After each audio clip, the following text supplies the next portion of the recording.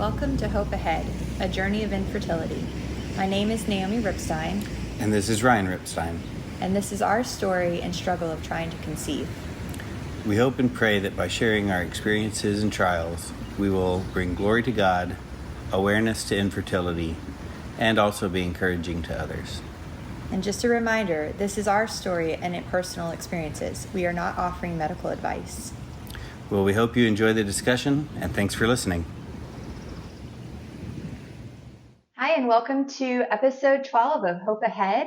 Yes, this is a success story. I gotta first speak out the words, right? I have my friend here, Priscilla Harlan. Hello. She is going to be joining us today for this special episode and sharing her story of struggles and trials of trying to get pregnant for her and her husband, and then how it led to their miracle baby. Mm-hmm. So I'm going to go ahead and open us up in a word of prayer, and then we'll hop right in. So, dear Lord, just thank you for today, and thank you for Priscilla and her willingness to share her story. I pray for just a blessed podcast, and for once again for all our listeners, Lord, you just know what they're dealing with, and I pray that Priscilla's story will be an inspiration and hopeful for them, and just continue to help them on their journey. In Jesus' name, amen. Amen. So we're just going to kind of start off with a little background history, just get to know Priscilla here a little bit. So just share, I guess, you know, how long you and your husband have been married, and kind of when you first wanted to start having a family. Okay, we have been married, and I always get this wrong, and I feel terrible. She's the same year as us, so I know it's 6 years. So it's 6. We've been married 6 years. We've been together since 2012. That's so right. We've been together 11 years. Okay. So I always like to just group that in because it's just a long time. Yeah. Yes, but we've been married for 6 years. I want to say that we didn't really officially start trying, but we didn't prevent anything. I wasn't on birth control. We didn't use any type of protection whenever it was au natural. But we did. I think we first decided to start trying in June of 21. Okay. And shortly before that, my dad had passed away, and that really opened my eyes to how important family is. Yeah. And I just think I was my dad's only child, so I always think, if I wouldn't have been there for him, I'm not sure how his last days would have been, because I was his primary caregiver for the last 2 or 3 weeks of his life, and so that really opened my eyes. She did a great job too. She was really there for him. It was a tough time, but it was. Yeah, you did a good job. But I'm so thankful that I was able to do that, and I was so thankful that we had that type of relationship to where I wanted to take care of him and be with him. Special. So, yeah. But didn't officially start trying until June of 21. When I say trying, it was I had an app on my phone that I put in when my last period was, and it would shoot out oh, you're going to be ovulating on this date, which now we know that that's not how it works. And well, as we like to say though too, you were practicing more often, in that sense. Yeah. But yes. And so, the app on the phone is the initial. Okay. That's the initial start. And it was just, I was talking to one of my friends at work, she was also trying to get pregnant as well. And I was showing her oh, well, this is the app that I use. And she was like, okay, wait a minute. This isn't how you actually track this. So she started talking to me about the Pre-Mom app. That's the app that I got. And also started talking to me about OPKs, which are the ovulation tests. strips. Yeah. So started doing those. We did those starting in probably September, October. Yeah. Ryan, do you remember what OPK stand for? Ryan is behind the scenes here with us, guys. Sorry. He's our camera guy today. OPK, no, I don't remember. Ovulation predictor kit. Okay. Yeah. So for you guys to know. Predictor kit. Yeah, correct. Ding, ding, ding. Correct. Got it. But I mean, to be fair, you're saying you guys I've mentioned before how I was kind of naive. I mean, I knew maybe a little bit more than the average person, but I think how you started going about was pretty normal. Yeah. Just I think so. Trying to track it, figure out what your body was doing. Because now when people tell me oh, we're trying to get pregnant, and I'm like, okay, well, what are you using? Yes, because that app on your phone is not great. That's right. There's so many better things out there. Yes. But so then I guess you were saying, so you started using the OPKs like September, October of 21? I want to say it was around there. Okay. Yeah. September, October, and then you could log them into the Pre-Mom app and it would give you like a score. Okay. And I remember very early on that was stressful. Yes. And that was like, oh, I didn't get a high score. Yeah. And if we're the same, yeah. the same person. Like we want to get an A. If you don't get an A, you have failed. So that's how it was at the beginning. And I was doing those strips and just kept doing them. And I was like, did you ever transition to the clear blue? The smiley face? I did those eventually. A couple of times. I feel like we all kind of start off with the Pre-Mom. They were the cheaper, easier I liked access. the Pre-Moms better. Yeah. I don't know why. Like, it was great getting that you smiley face, yeah. but, I couldn't get a score on those, so I didn't like them. Yeah, yeah. You're like, what's a flashing smiley face mean anyway? Right. So then you also kind of like started doing more research of, I think, because you had mentioned it starts with an A. Because like I mentioned before, the 3rd edition just came out. So this was still the 2nd edition, but using it for like supplements, and then also started following people. I did. So I started following a lot of people. Well, not at that time. I didn't start following people. Okay. But I had also learned about the basal body temp. Okay. And I kind of started doing that. That was a little difficult for me to keep up with because That's I another never, stressor, I think. Yeah, I didn't always sleep well at night. So it was like I didn't feel like it was accurate. Okay. So like one morning I would get a really great number. Then the next morning I would get a really terrible number. And it's just. Well, I'm trying to take it at the right time. Yes. Too. Because you were at the time still doing oral as well, right? I was still doing that. And it's like you have to lay there for 10 minutes. And I was just like, I gotta go to the bathroom. I can't lay here. First thing you do, you wake up, you kind of stretch, and you're like, I gotta go pee. Yes. Right? And they're like, no, don't move. You Put this can't thing in move. here and sit here until it takes your temperature. And then some people were like, well, you have to warm up the thermometer first, and that could take up to 5 minutes. I was like, I'm not doing that. I don't have the patience. No. I don't have patience. Yes.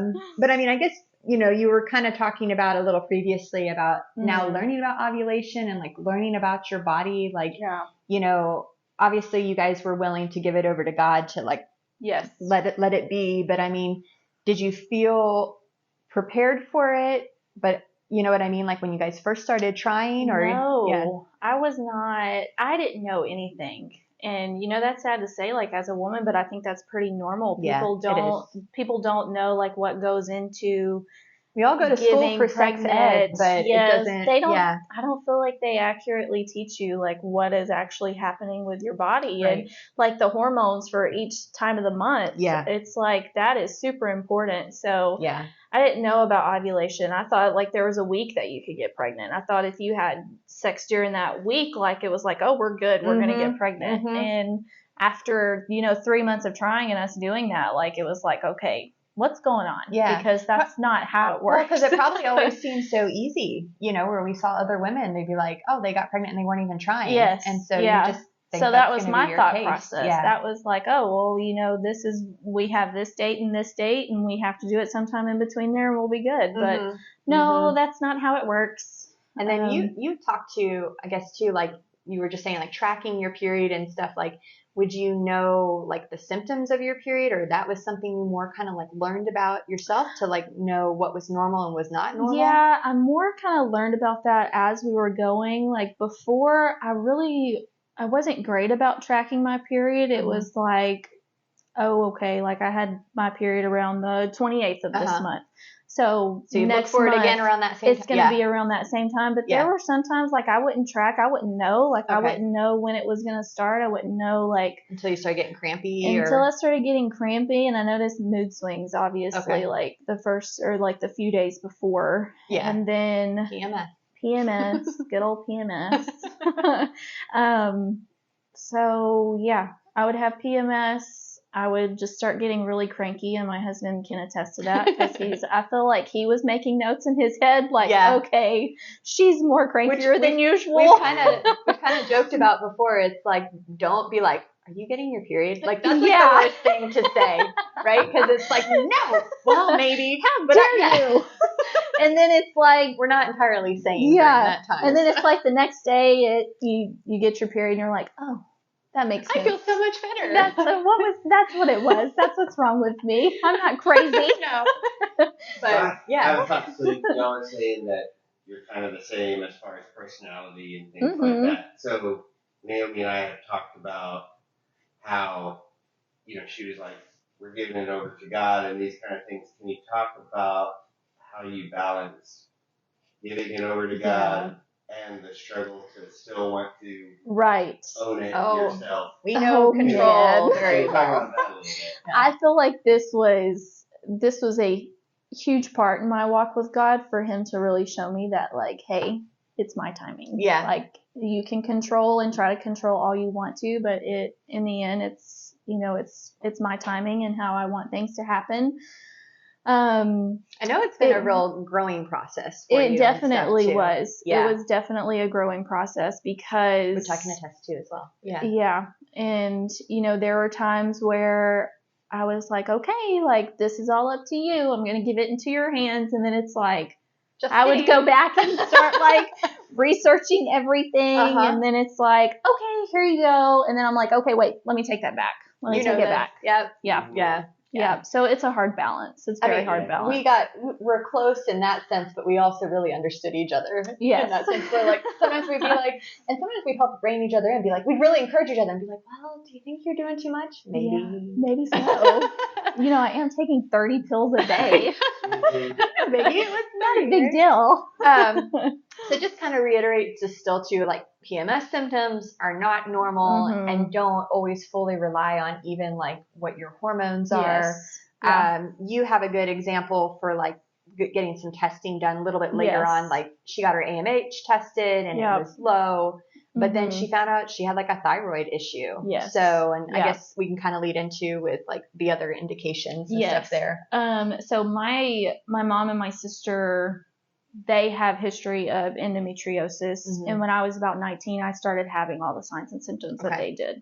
So I went to the doctor. Can you elaborate on like some of those symptoms? Oh, I'm sorry. Yes. That's okay. Just so that, because like, I mean, now we've recently known that I have it. I didn't have these symptoms. So it was unbearable pain. I know that you haven't really had issues around the time that. of the month always? It would be around my period. Mine would be worse on ovulation. Okay. Like, I didn't put those two together. Okay. I didn't put 2 and 2 together until, I was in it for about a year and a half. And that's when I finally went to a doctor, and they were like, well, you wouldn't have that pain around ovulation. And I was like, wait a minute. Like, yes, you would. Like, this is when your body is ramping up on all of those hormones. Estrogen is especially surging. estrogen. Yeah. Yes.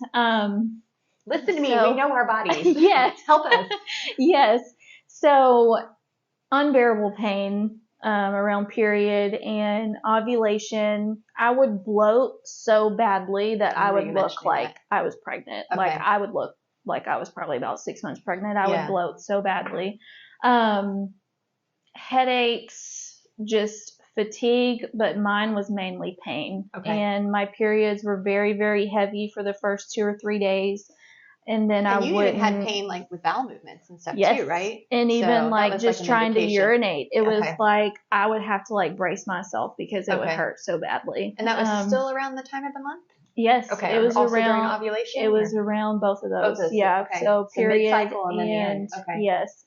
And so when you say unbearable pain, it is like female location? Yes. Unbearable pain? And it like would, whole body pain? So it was more pelvic pain. Okay. It was in my pelvis, but it even got to where like I was feeling it up like in my ribs. Okay. And when I went to the doctor, I was telling them that, and this one doctor, I remember I just went to like a CVS clinic doctor because I was like, something's wrong with me. Like, I need help. And she was like, she started putting everything together, and she was like, I really think that you have endometriosis. Okay. And I think that you need to go see an OB.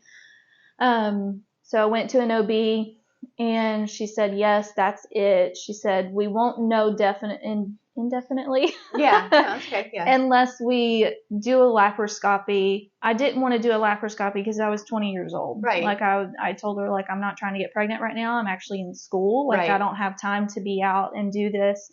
And so it was, okay, well, let's start you on birth control. Right. Yeah. So I was on birth control. Yeah. Yes, something to control the hormones. So whenever I was on birth control, it completely took all of that away. Okay. I didn't have any issues whenever I was on birth control. I've heard of that before though too, where they talk that some girls don't find out until years later that they had endometriosis because they got on birth control when they were like in their teens. Yes. And so it wasn't anything that even could really ramp up until they tried to start having kids, and then all of a sudden it flared again. Yes. And so, yeah. Yeah. The good and the bad of birth control there. Yes. Yes. So yeah, so no, it's okay. So you were saying like, so you didn't do the laparoscopic. Yeah. But then, so now you're, in year 21 and you're trying to start having a family, and you know your sister and your mom's passed. Did your sister have surgery, or did your mom have surgery? I thought you had said my mom didn't have surgery. My sister actually had surgery. Confirmed. Yes. Okay. And hers was confirmed. Hers was actually like a stage 4. Okay. And they went in and cleaned it all off. And she had her tubes tied and all of that. So whenever they got in there, they saw she had so much scar tissue. And so they saw it during time. During that. Okay. Yes. So she had, I can't remember when she had that removed, but it was definitely confirmed that she had endometriosis. Okay. Yeah. Yeah. Yep. So I guess we'll get into still with now, like you're starting to figure out a little bit more. You have a suspect of the endometriosis. You're going to do your lab draws. Like we had mentioned, like we knew something was off with your thyroid. You had seen a doctor previously for that. I guess kind of touch on like your numbers, and then what was normal, and then what is not considered normal when you're trying to conceive. Right. So I just went for just like a checkup, and that was in December of 21. So we had been trying since June. Okay. Went in 21, and she said she did a full thyroid panel. I actually looked back at it, and she only tested 2 things. So with a full thyroid panel, like you really want to get everything to really tell you like the whole story of your thyroid. So can you list off what those are? Do you remember? It's like TSH, T4, T3. TSH, T4, T3. Sorry, I'm going to pull this out. No, that's okay. While she's looking, yes. So yeah, getting the full panel in the sense to get an idea, because your thyroid, what it does is it kind of helps your immune system, right? So if it's either understimulated, then things can be really ramped up. If it's overstimulated, then it can be attacking things a little bit more. Yes. So in her case, hers was elevated, so it wasn't functioning as well as it should. Yeah.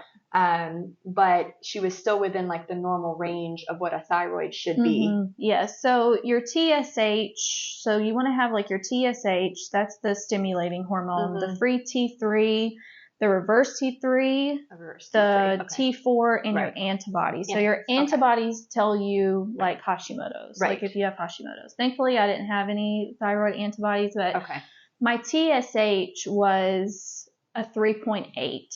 And when they give you the normal ranges, like normal ranges aren't optimal. Right. So you could be in your normal range and still have thyroid symptoms, which is exactly what was happening to me. So when I went into December, my TSH was a 3.8. And she said, oh, your thyroid's normal. Everything's normal, but I was depressed. I was anxious. I had low energy. I remember horrible fatigue. Like I was having to take naps every day. Since we worked together, that's another reason how we kind of met. She'd come in and take naps in the gym in our PT clinic. Sometimes she's like, during lunchtime, so it was still within right. But it would be funny. She'd be curled up in the corner for like 15 minutes. Yes, a little I power would just nap. have to have a nap. Like I wasn't, like I felt like I was not functioning. Like, and I had, really horrible PMS. Like I had the endometriosis, I had horrible hair health, and also miscarriage. And we'll touch on that in just a little bit. But I learned, so in December, that was just a regular PCP. In February, that's when, I started of 22. That's when I was like, okay, something's off. Like we haven't ever used protection. Like, we have had a miscarriage, and that was in December of 2018. So we weren't even like really trying at that time. Like I said, like I hadn't been tracking my periods or anything like that. But when I was at work, I had noticed that I was really crampy that day and just not feeling great. And I remember I was with a patient and I just felt like a horrible gush of blood. And so like, obviously I had to step out, when I stepped out, went to the bathroom, like it was very obvious that it was a miscarriage. Like, and you can attest to that. Like, you know that happens. And, you know, at that time it was like, oh my goodness, like I didn't even know like how to feel in that time. Cause it was like, I didn't know that I was. Well, you didn't have really the time to even be aware of the pregnancy before it was gone. So that's and I didn't just really hard. And I didn't process it either. And I think that's one of the other things that, you know, really started weighing on me whenever we officially did start trying to get pregnant. It was like, well, I got pregnant that one time. Like, why am I not getting pregnant again? Right. So we went to the RE, which is the reproductive endocrinologist, and I talked to him about all of, you know, the stuff that we had gone through that I've already talked about. And he started, you know, getting everything ready for me to do like a hysteroscopy. He ran all of these labs. And on one of the labs, he tested my thyroid, and he was like, well, you are severely, you have severe hypothyroidism. And I was like, okay, wait. I literally just went to the doctor in December, and she told me that everything was normal, everything was fine. And he was like, no, like your TSH needs to be below a 2. So in the real world, I think it's 1 to 4.5 or something is where your thyroid could be functioning. And like she said, she still had symptoms, but for fertility, they definitely want you less than, I thought it was 2.5. Is it 2? I think it was 2. Anyway, you guys can check that, but you need to be lower in that sense, in order, once again, like I said, to make sure your thyroid's not understimulated and it's not it's not attacking your future fetus and you know, embryo and stuff. So, but yeah, so then he was the one that suggested thyroid medication, right? Yes. And she did do the Brazil nuts. I did. So this was when, in between like December and February, whenever we decided to go to a reproductive endocrinologist, I started looking up like what minerals and vitamins does your thyroid need? Because I was research girl. I was like, I know that there's something going on. Like this can't be normal. So I started taking selenium because selenium is so good for your reproductive health. And I actually, that was it starts with an egg. So I just started taking that in probably a little after that doctor's appointment in December. And so whenever I had my thyroid tested with the endocrinologist, it showed that,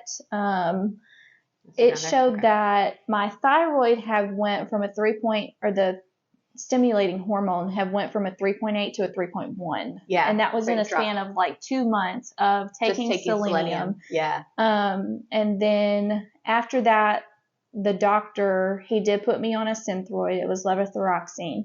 He started me on 25 milligrams, but then we ended up having to up it to 50 not milligrams. No, micrograms. Yeah. You're okay. Yeah, you're okay.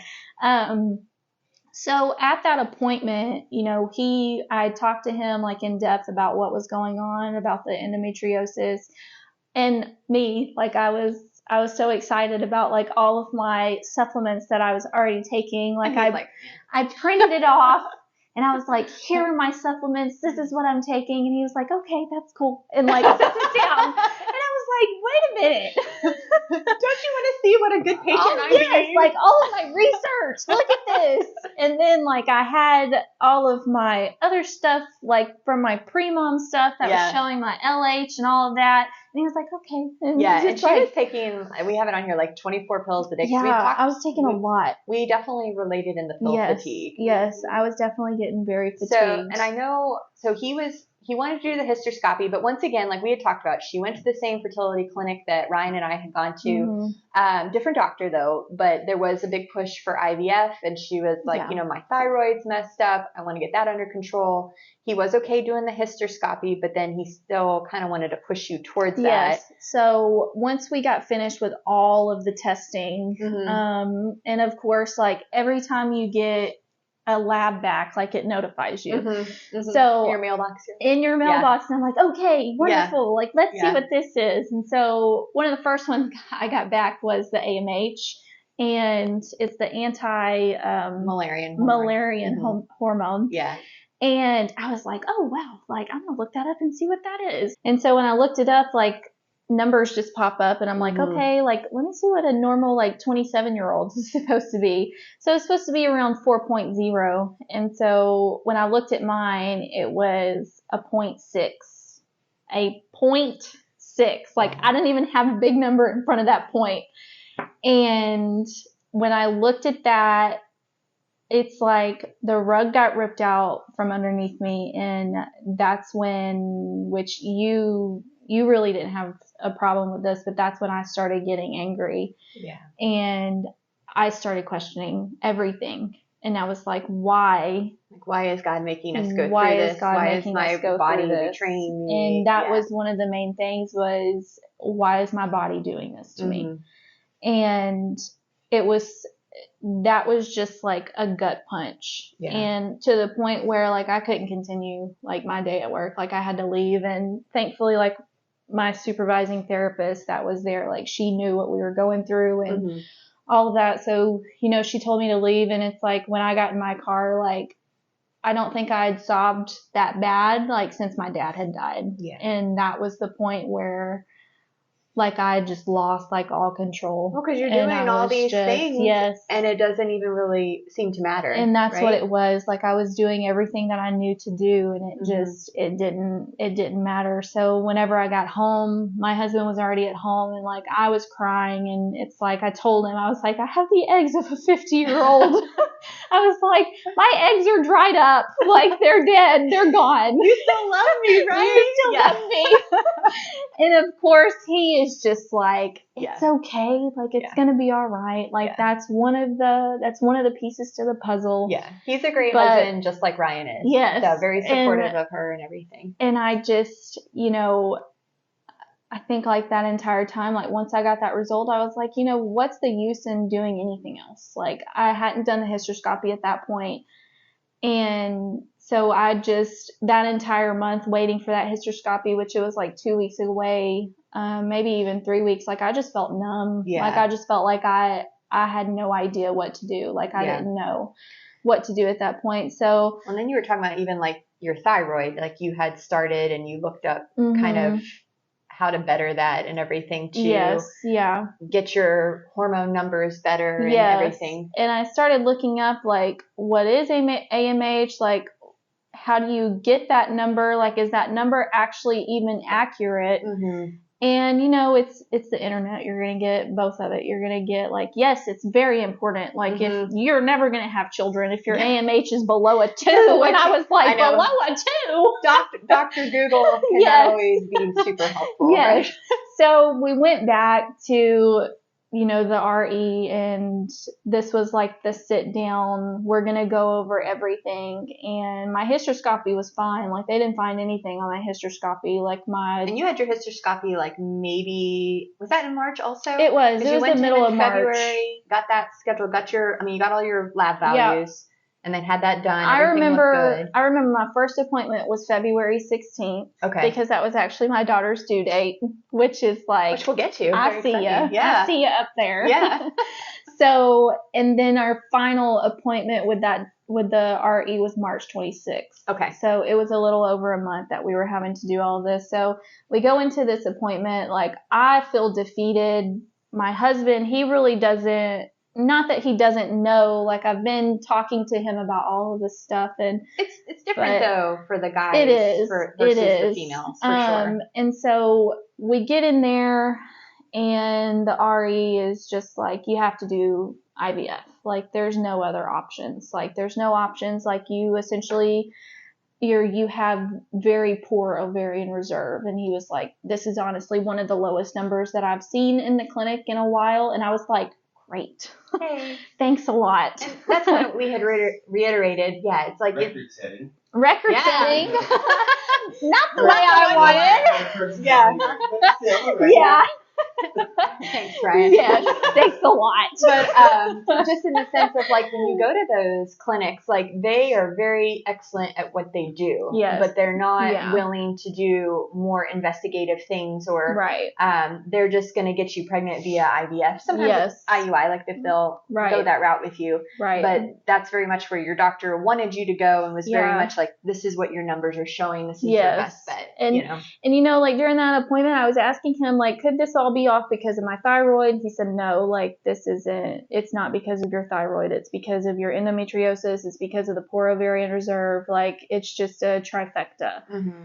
And he said, but you'd been on the thyroid now for a couple months. I'd been on the thyroid for about a month. Okay. And, I was feeling great. Like, I was feeling really good. I had a clear mind. Like, I had more energy. Like, I was doing really good. And so during that appointment, I was asking all of his questions and like I wasn't getting answers. Like he couldn't tell me why I had endometriosis. They more or less, they have their specialty. Yes. But they kind of stay a little bit more in their lane of rather than investigating. This is what we have to do. So you started looking into more of like the acupuncture. I did. So after that appointment, he told us like you have to do IVF. I had asked him like if there was a more conservative approach, and he said, well, you can do Clomid. Mm-hmm. And so I agreed to do that. So I got Clomid, a trigger shot, and progesterone suppositories. When those drugs came in, like I just felt uneasy. I felt like it wasn't something that I was supposed to do. Like I really didn't listen. She was on a high dose of Clomid too. Like my OBs only put me on 50 for 5 days, and you were 100 for 3 days or something? No, I was at 100 for 5 days. For 5 days. Yeah. Okay. Like really trying to get things going. So, I'd taken 2 doses, and then I randomly just called this acupuncturist, and, I went in, I was talking to her about all of these things, and, I sent her like all of my labs. I did all of that. And, she essentially told me, like, you can continue to take those if you want to. She said, but it's not going to help. Like, and I don't know, some of you may have gone to an acupuncturist. Like, it is completely different than the medicine that Naomi and I are used to. Mm-hmm. So it's like she did her assessment, and she was like, you were in a very cold state. I talked to her about my period. She was like, you're not having healthy periods. Like, you're not having healthy ovulation, like you were just weak. And so I was like, thanks. Another. All right.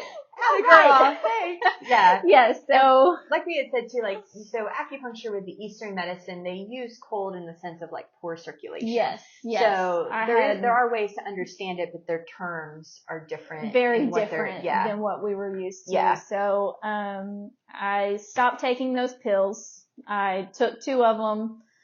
That second one I took, like I started feeling kind of sick with it, and I told my husband, I was like, I'm not going to continue to take these. And I remember like praying, and it's more of like just talking to God, not like a whole like prayer. Mm-hmm. It was just like, God, I don't feel comfortable doing this. I need you to guide me. Yeah. And you were sensitive to that. And so you stopped. I was. So I stopped taking those. I called that fertility clinic. I was like, hey, I stopped taking these. I'll let you guys know, like, if I need anything else. Yeah.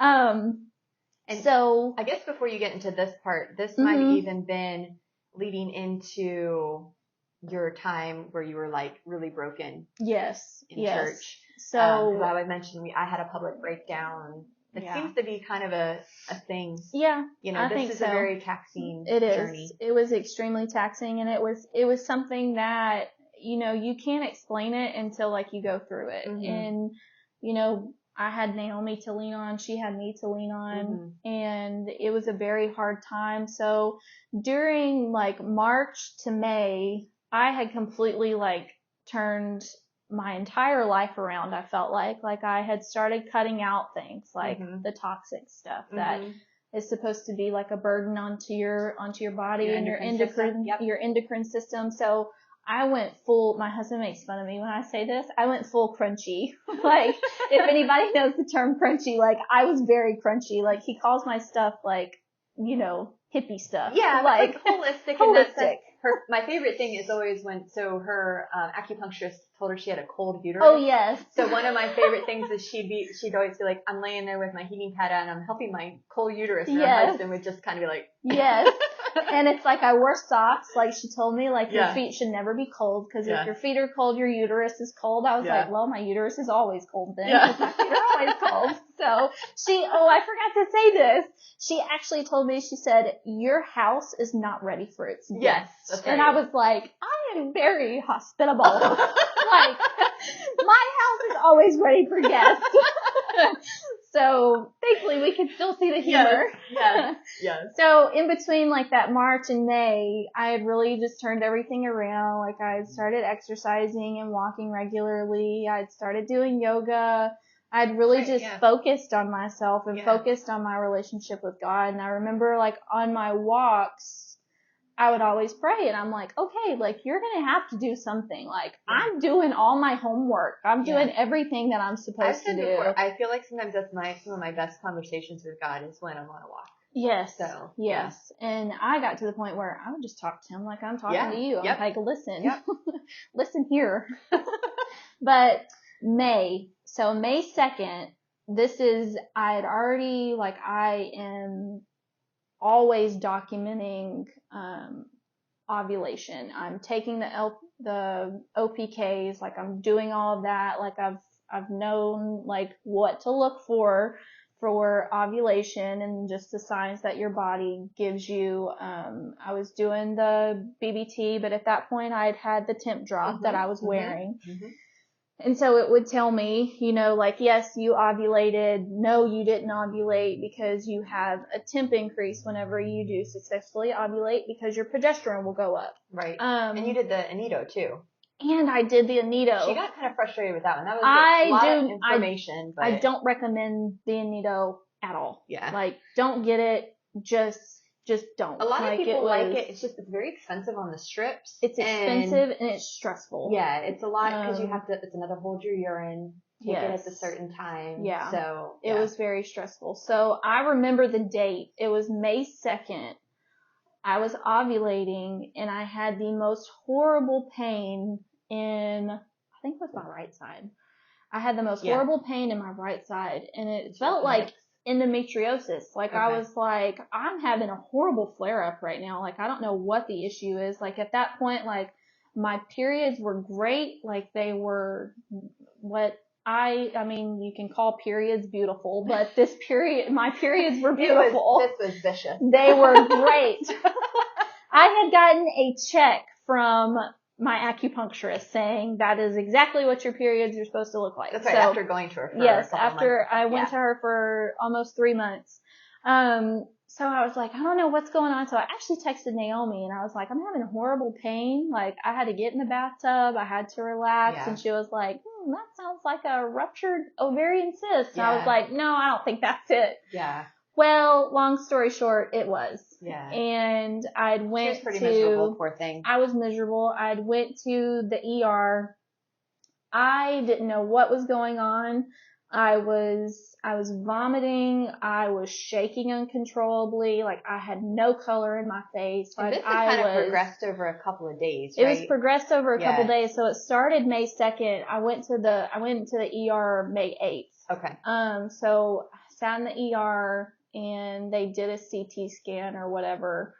And they came back and they said, well, we believe your appendix has ruptured because there's a lot of fluid in there. We can't see it, but we're going to call the general surgeon. So they got me into a room. He came in and he started talking to me about, like, when was your last period? When did you ovulate last? Like, talk to me about all of that. Mm-hmm. Mind you, they had already started me on antibiotics at this point, just getting me prepped for surgery because I thought it was an appendix. Yeah. And it wasn't. He said, I don't believe it's your appendix. He said, I think that you have had a ruptured ovarian cyst. And now her appendix was sitting in that fluid and now for possibly a couple of days. Yes. So I was so sick. And so at that point I said, okay. I said, well, if you're going to be messing with my ovaries, like, no offense to you, you're a general surgeon. Like, I want to have an OB in.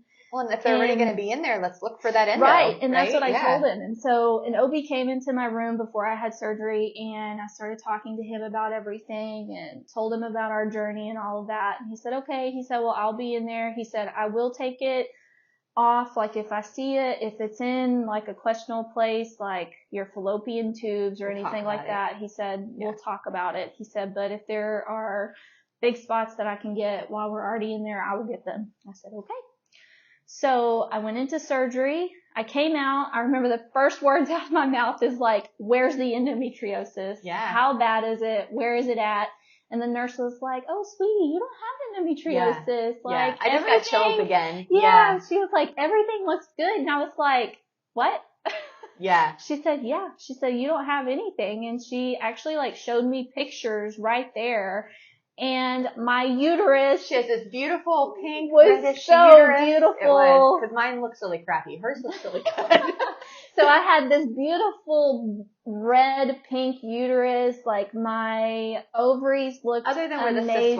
Where the cyst looked good. Other than the cyst, like you could see where the cyst was, but everything looked perfect. Normal. Yeah. And I remember just like sobbing. Yeah. And just being like, oh my goodness. Like, I can't believe that. This was the thing, like, where you had been praying before. Yes. And we really feel like God healed her. He healed you. So, actually, a week before, we were in a church service. And during that church service, the preacher was preaching about miracles. And I remember crying during that entire church service. And I remember just telling God, like, you're going to have to heal me. Like, I don't feel like there's any other way around this other than you healing me and you taking this uterus or this don't take my uterus away.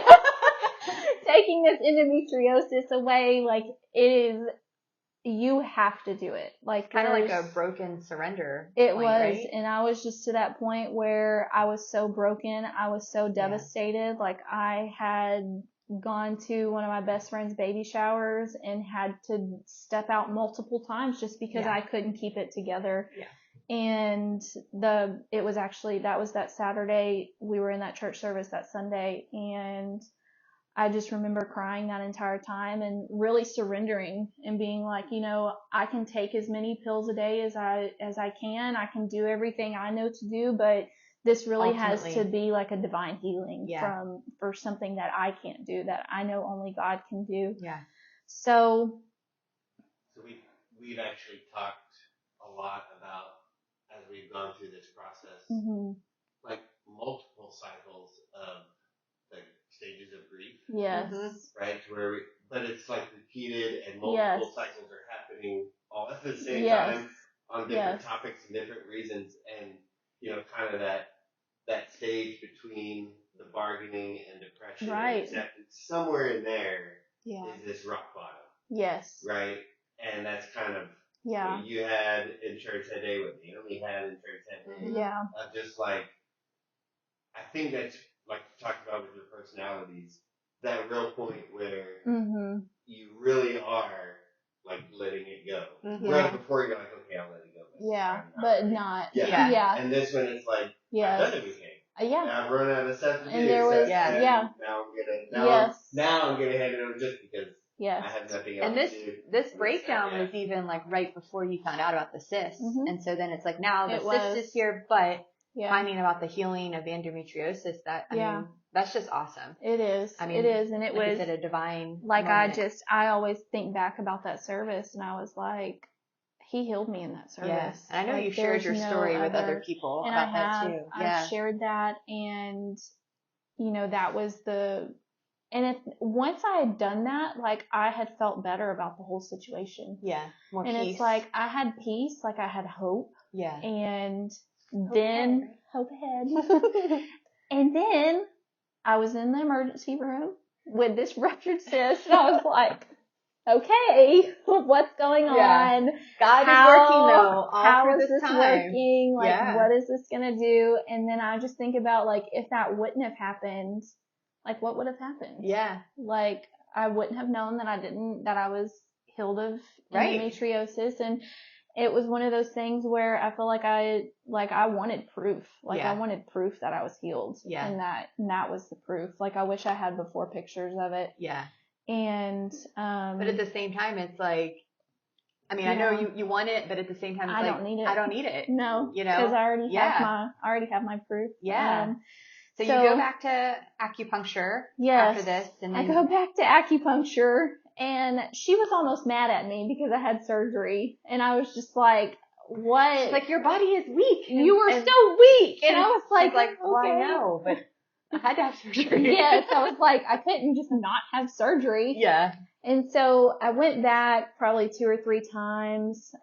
She had done acupuncture, like around all of my incisions. Like it helped. Like I felt better afterwards. And you were trying to flush out your liver. I had super high liver enzymes. So you took like the liver supplements. I did liver. I did vitamin C and zinc and all of that. And I was frustrated because I was like, man, I worked so hard and now I'm here. Yeah. And what felt like square one. The acupuncturist told you not to try that cycle, but then you talked to your actual OB. So I was talking to the acupuncturist and I was like, do you think we should try? Should we not try? She was like, no, you don't try. Like your body is so weak. Like you are weak. You're cold again. And I was like, okay. But then I had my follow-up. She did mean well, but like, she did. As we've talked about before, sometimes it can just rub you the wrong way when you're trying to do stuff. Yes. Yeah. So I went to a follow-up appointment with an OB, and this was actually an OB I hadn't seen because my OB was out of pocket, and I wanted to make sure that everything was okay with like incisions and all of that. And so I went to see her, and she was actually more of like a holistic OB. Okay. And so I was talking to her about everything. And this was the 3rd OB that I had talked to that I had told our story to and said like, they're wanting us to do IVF. And she was like, you don't need to do IVF. Like you're 27 years old. Like she said, when you go to those places, they expect that you want to do IVF, right. Which is what we've said multiple times. And so I was talking to her and I was like, should we try this cycle? Should we not try this cycle? She was like, you can do whatever you want. She said, I don't see where you can't. She said, it may be uncomfortable with your incisions or anything like that. She said, but you're more than welcome to. She said, there's no reason for you not to. Yeah. I said, okay. So they did. You did so try. We did. In May of 2021. May of 2022. Sorry. So yeah, a year. End of May of 2022. A year since they had started. Yes.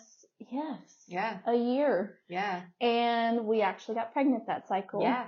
And we got pregnant with our little beautiful baby girl. Carried to term. Carried to term. Great. She was wonderful. She's perfect. Yeah, she's so cute. She's just the light. She's almost 7 months now, she right? She is. Yeah. She's 7 months and 2 days. Yeah. February of 2023. Yep. So it was like, and now, and she can kind of attest to it, like she had ovulated later in that cycle. So it wasn't even like her normal routine. Her body, obviously, I mean, God worked a miracle there. Yeah. Her body was recovering, but it ovulated successfully. Yes. It was a healthy egg, healthy embryo. Mm-hmm. Your uterus was ready. It was beautiful. It was ready, ready for its guests. Yes. Yes, that was a very weird cycle, and like I think I texted you multiple times. Yeah. And I was like, I don't know what's going on. I think I'm out. I'm done. Well, I'm gonna stop trying. As always, and I may do the same thing, like when we're able to get our miracle baby. But it's like it was a few days of quiet, and then she was like, I think you messaged me, and you're like, can I call you? And I was like, oh my gosh. I mean, like I remember going. Yeah. Like, and then of course, after we talked and we cried together and everything, she sent me the picture and it's like, you guys, if you had your success and everything, like multiple pregnancy tests. I mean, it was like this. Yes. And it was like days, so much post-ovulation, so much. And then you started seeing, what's it called, where it strips away? Oh, I wanted a dye stealer. I wanted to get my dye stealer before I stopped. So so much HCG, it pulls it from. Yes. That's what I mean. The test. So you have like the control line that's already, it already has dye in it. Right. Well, when you're pregnant, the other line pops up. If there's so much HCG, it'll pull from the control line into the positive line. Yeah. So it's kind of like, it is so strong before you can get like a real blood test and stuff too. Which I was So I did go get blood tests. That was a very odd cycle. It was like I thought I had already ovulated, and then like I took another OPK, and it was super, super dark. Okay. And so we started, or we Which they tried. do say sometimes you can do that. They don't recommend using an LH strip to show that, but I know they can. And so, like, I had actually taken, it was a Friday, I had actually taken a pregnancy test that morning, and it was negative. And, like, that whole day, I was like, okay. But you had a little spotting, which we were thinking was the implantation. So I had spotting, and that's when I was like, okay, like, maybe my period's coming later because of all the stuff that's been going on. From surgery and everything, And I was really down that day. Like, I was really frustrated, and because that Wednesday, like, I had gotten really nauseous, and I was in the bathroom at work, like, almost throwing up, and I was like, is this it? Yeah. Like, you know how it is? Yeah. You're like, oh my gosh, I didn't have this symptom. Like, okay, this is it.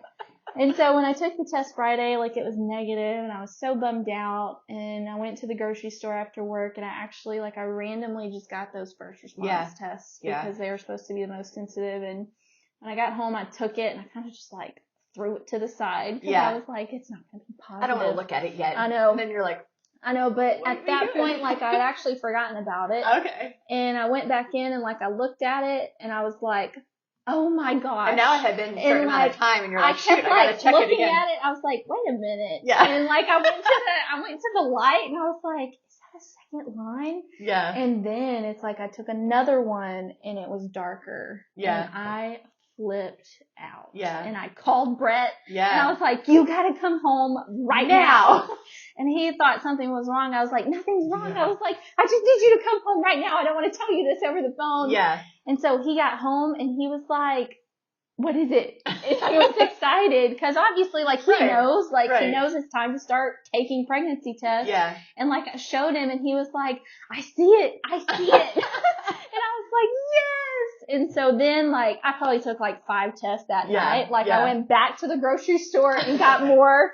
And then it's just shelf like, is cleared. No, like, everything is cleared off. Like, I have my line of pregnancy tests. Did you do the self-checkout or the checker? She was just standing there. Yeah, I think I did the checker, and I was like, this is a good thing. This is good. That's so cute. That's awesome. You know, you feel kind of awkward buying pregnancy tests, but not this time. Yeah. And then you got a high HCG for your blood draw. I did. So I went it was either Monday or Tuesday because I took the test on a Friday. I think it was Monday or Tuesday. I think it was Tuesday because I called you That's on when you Tuesday. called me, right, to officially confirm. And they did confirm. They said you do have a lot of HCG. They said let's check it in another 2 days. Like it needs to be above, or it needs to double. Like double, and it like tripled and it, like tripled. 147 to 522. Yes. So, yeah. And so at that point, I felt like I could breathe. Yeah. And then our first appointment was July 12th. And this is funny. So they go in for the sonogram, right? Yeah. And, like, she tells her husband, she's like, you need to film this. Yeah. Make sure you film it. Make sure you get it. Document it. And he messed up. He didn't get it. He was so nervous, excited, But then I look over there and, like, he's crying. And I'm like, okay. You're like, it's all forgiven. It's okay. It's fine. That's forgiven.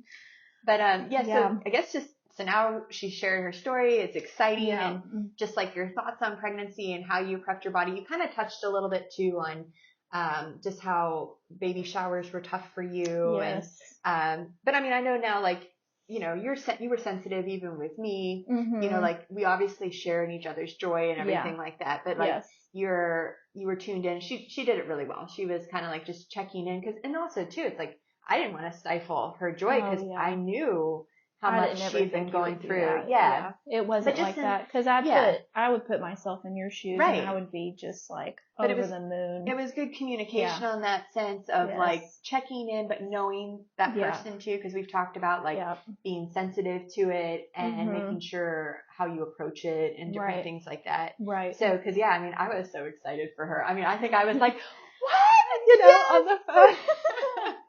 And I'm like, here's all my pregnancy tests. Yeah. Yes. So when you were pregnant, you were talking about the morning sickness. So one thing that really worked for you was the Bungesta. Bungesta. Yeah. So if you guys haven't heard of that, it is newer. It last is. couple of years, and not I feel like. every pharmacy will have it. That's true. I had many issues getting it, and it's one of those to where you can't just stop taking it. Yeah. Like, you have to take it. You have to wean yourself off of it.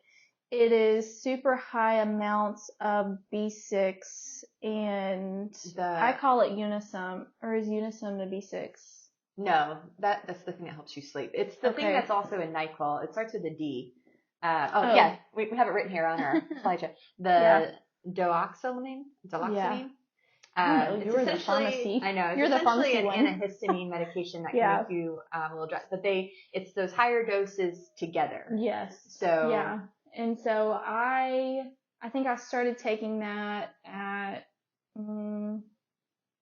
probably 13 weeks because I had already been to the ER twice. Like, I could not keep anything down. Like, there was a time where I couldn't keep anything down for more than a day. And I finally told my doctor, I was like, I'm not functioning. Like, I'm having to lay in the floor at work because I was so sick.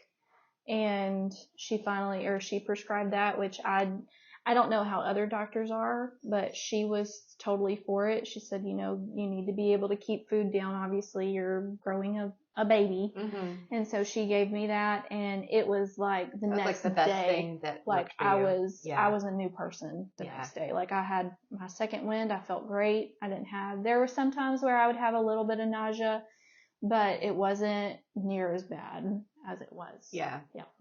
And I guess we'll touch on this quickly because then we got to go into her funny story. But she ended up having, unfortunately, pregnancy and delivery does not always go the way that you plan. It doesn't. So she was all prepped for her vaginally, and she had like her ice maxi pads and like the witch hazel stuff on there. I had everything. And unfortunately, she had to have a C-section. Yeah. So C-section because my little girlie was breached. Yeah. And she was so far lodged up into my ribs that during the C-section, my doctor was like, there's no way, like, we couldn't. You kept trying to flip her. I kept trying to flip her. I did everything. I did spinning babies. I did the inversion where you're pretty much upside down. Like, I did the ice pack. Yeah. I would kind of like nudge her to get her to move around. Like, she would not move. And she was very comfortable. She was extremely comfortable.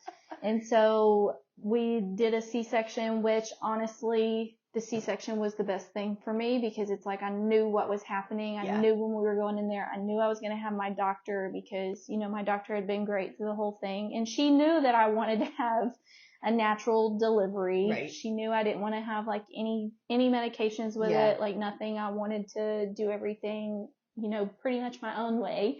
But there's always another plan that doesn't go accordingly to yours. Yeah. But it ended up being fine. Like, the recovery was a lot harder than I thought it was, but it wasn't as bad. Now that I look back on it. And you got doable. You had a lot of stuff ready for like the breastfeeding and like consuming certain vitamins and minerals and pelvic floor exercises and stuff. And knowing, like, we kind of put on there, like, your body is not your own. No. Like, you're trying to provide for this new little one. Yes. So taking care of yourself is also important to help take care of her. Yeah. So. Yeah. But we are going to I wanted her to share this because this is just real life. So now she's had her beautiful miracle. Yes. And, expectations versus reality, right?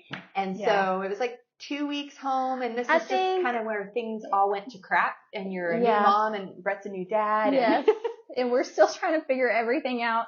Mind you, we had just moved. Oh, that's true. Yes, they had just sold their house and moved somewhere to a new location. I was 9 months pregnant whenever we sold our house. We were in our house for 2 weeks, and we had moved to our rental house that we're in now. So we were trying to get stuff ready for that. Like, I'm trying to figure out, like, sleep schedules. I'm trying to figure out, like, feeding times. I'm trying to figure out, like, okay, I gotta have my pumps because I'm making more than what she needs, and then I'm gonna be engorged, and I don't want to get mastitis. And so we had went to Home Depot to get a sink. Like, the sink in our rental house was awful, so we went and got a sink. So this was at like 7:30, 8 o'clock at night, and she was asleep. But whenever we got home, she was awake, like she was ready to eat, like I was getting full and she had to have a diaper change. So I'm walking around the house trying to find my pumps while my husband's changing her. Well, I hear a yell from the living room of like, I thought something was wrong. So I'm all transparency here is motherhood. Okay. Yeah. I'm walking around with my bra down, like trying to put my pumps on. Right. And because my husband letdown is like the milk production is the letdown, like it's coming out. Yeah. Like I can't find my pump. I can't find my little cup that I would put on to catch it. Yeah. So I walk into the living room, like literally holding like underneath my boobs. Yeah. Sorry, Ryan. And my husband is yelling like, help me, help me. And so I walk in there. Dylan has decided to have poop shoot everywhere. So it's like breath all like changing her. in the middle of changing. She has poop. It's all over my husband. It's all over in between like the couches. Yeah. I'm walking around like laughing Trying and to help like milk is going everywhere. Like I'm trying to find something to help him. I can't find the wipes because we just moved. I can't find the diapers. Like I can't find a blanket that we could put under her. So she's still going. It's still getting on my husband. And I finally just stand there and milk is just like going everywhere. And I'm laughing. And I feel like every time I laugh, like it just keeps coming out more. Now our baby's crying and now there's poop everywhere. And I can't help anything but just to sit there and just laugh. Yeah. And Brett, he finally just stops. And he's just like, okay, well, poop's hand all over me. Yeah, hand over Dylan. And he's like, what do I do with this blanket? And I'm like, well, it's ruined now. Like, just start cleaning stuff up. But it was just, that was the, like Monsty goes out the window. I'm like, my windows are open. I'm like, dear Lord, like my neighbors are probably looking and like there's, oh my gosh, there's a baby lady. Because they're shouting, get something. I don't know what to do. I'm new at this too. But we still talk about that. I enjoy that story still, and I've heard it multiple times. Yeah. Yes. It just, like hilarious. I said, it brings the joy of being a new parent to life, but at the same time, expectations versus reality. Yes. You see those cute little videos of everything is fine. Oh, the baby poops. Oh, you can clean it up. No. And I mean, like, no, because your husband was even like shirtless at the time, right? Yes. Did it even like get on him? So, I mean, got all over like his shirt. Said, yeah. And literally like days after I kept smelling poop, well, I pulled the couch because we have a sectional. So I pulled one side of the couch apart and there's still poop like lodged in between the couches. Yeah. And I'm like, it's okay. This is just parenthood. That's like right. if you would have told us that this is what Story we would have to tell to do your like little a girl year as she ago, gets older. I'd been like, yes, I'm ready for all of the poop everywhere. So not taking it for granted and obviously keeping your faith in God, and your relationship with your husband, very important in this, like your teamwork and raising your daughter. Yeah. We kind of want to go then, I guess, into the closeout of the scripture. So, I mean, I've really enjoyed having you. This has been so much fun. I've enjoyed it too. She's got a really great scripture, so I'll let you go ahead and read it. Yeah, so it's Philippians 4:6-8. Don't worry about anything. Instead, pray about everything. Tell God what you need and thank Him for all He has done. Then you will experience God's peace which exceeds everything we can understand. His peace will guard your hearts and minds, and you will live in Christ Jesus. Yeah. So Philippians 4:6-7, I think it's Yeah.